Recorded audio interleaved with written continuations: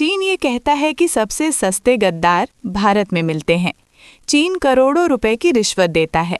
भारत के मंत्रालयों में बैठे उच्च पदों पर अधिकारी चीन से इतनी दुश्मनी होने के बावजूद ये सुनिश्चित करते हैं कि चीन हमारा सबसे बड़ा व्यापारी बना रहे। चीन को एक बात अच्छी तरह पता थी, अगर अभी युद्ध करेंगे तो भारत को रोका जा सकता है, लेकिन आने वाले समय में भारत को रोकना मुश्किल हो जाएगा। अब समझते हैं भारत चीन समझौते को।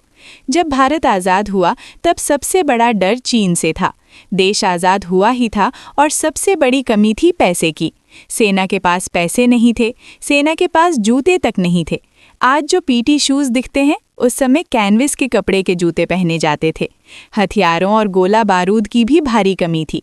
इसके अलावा जब कोई देश अभी खड़ा हुआ हो और उसी समय उस पर 1948 में पाकिस्तान के साथ युद्ध थोप दिया गया हो, तो कोई भी दूरदर्शी नेतृत्व ये नहीं चाहेगा कि वो तुरंत एक और युद्ध में जाए। युद्ध आपको बहुत आगे नहीं ले जाता, खासकर जब वो दो बड़े देशों के बीच हो। भारत नहीं चाहता था कि वो अगले 20 वर्षों तक किसी बड़े युद्ध में उलझे। ये नीति गलत नहीं थी, लेकिन चीन को पता था अभी युद्ध कर लेंगे तो भारत को रोका जा सकता है। आने वाले समय में भारत को रोकना संभव नहीं होगा। इसी कारण जवाहरलाल नेहरू और चीन के बीच समझौता हुआ। ये समझौता जानबूझकर किया गया। जवाहरलाल नेहरू का साफ कहना था कि हमें अगले 20 वर्षों तक युद्ध नहीं लड़ना है। इसी उद्देश्य से चीन के साथ एक समझौते पर हस्ताक्षर किए गए, जिसे पंचशील समझौता कहा गया। पंचशील समझौते में 5 सिद्धांत थे, लेकिन सबसे मुख्य बात ये थी, भारत और चीन एक दूसरे के साथ युद्ध नहीं करेंगे। इसके अलावा अन्य बातें भी थीं। एक दूसरे की संस्कृति का आदान प्रदान होगा, एक दूसरे के आंतरिक मामलों में हस्तक्षेप नहीं करेंगे, अंतर्राष्ट्रीय मंचों पर एक दूसरे का समर्थन करेंगे। यानी चीन के अंदर क्या हो रहा है उससे भारत का कोई लेना देना नहीं होगा, और भारत के अंदर क्या हो रहा है उससे चीन का कोई लेना देना नहीं होगा। ये था पंचशील समझौता। जवाहरलाल नेहरू चाहते थे कि यह समझौता 20 वर्षों के लिए हो, लेकिन चीन ने इसे केवल 6 वर्षों के लिए स्वीकार किया। पंचशील समझौता 1954 में हुआ। चीन ने कहा, पहले 6 साल ट्रायल करके देखेंगे। चीन जानता था कि यह समझौता 6 साल बाद खत्म होगा। 1959 में चीन ने तिब्बत पर आक्रमण कर दिया। पूरा तिब्बत चीन ने कब्जा कर लिया। विश्व स्तर पर इसका विरोध हुआ।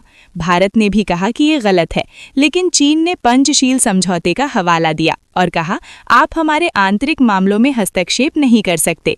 अमेरिका ने भारत से कहा कि ये मुद्दा संयुक्त राष्ट्र में उठाइए, लेकिन भारत वहां भी कुछ नहीं कर पाया। तिब्बत पर पूरी तरह चीन का कब्जा हो गया। तिब्बत में बौद्ध धर्मगुरु दलाई लामा रहते थे। दलाई लामा कोई व्यक्ति का नाम नहीं, बल्कि एक पद है।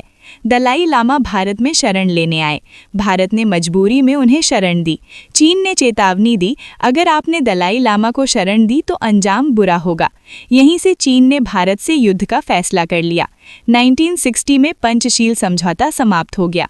चीन ने भारत की सीमा पर भारी सैन्य तैनाती शुरू कर दी।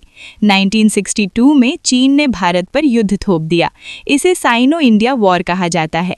चीन ने अक्साई चीन पर कब्जा कर लिया। अरुणाचल प्रदेश में भी घुसपैठ की, बाद में वहां से लौटा। आज इसी सीमा को लाइन ऑफ एक्चुअल कंट्रोल कहा जाता है।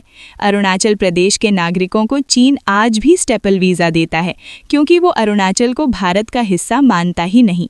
इतनी दुश्मनी के बावजूद भारत आज भी चीन से सबसे ज़्यादा व्यापार करता है।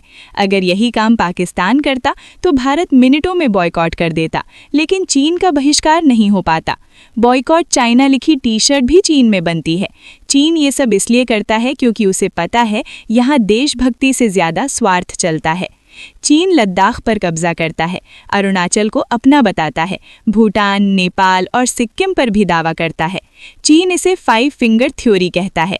भारत हर बार वन चाइना पॉलिसी पर हस्ताक्षर करता है, लेकिन चीन कभी वन इंडिया पॉलिसी नहीं मानता। व्यापार का डर दिखाकर देश हित के फैसले रोके जाते हैं, जबकि वही सामान वियतनाम और ताइवान में उसी कीमत पर मिलता है। इसीलिए चीन कहता है, सबसे सस्ते गद्दार भारत में मिलते हैं। अगर जानकारी अच्छी लगी हो तो वीडियो को लाइक करें और चैनल को सब्सक्राइब ज़रूर करें। मिलते हैं नेक्स्ट वीडियो में। धन्यवाद।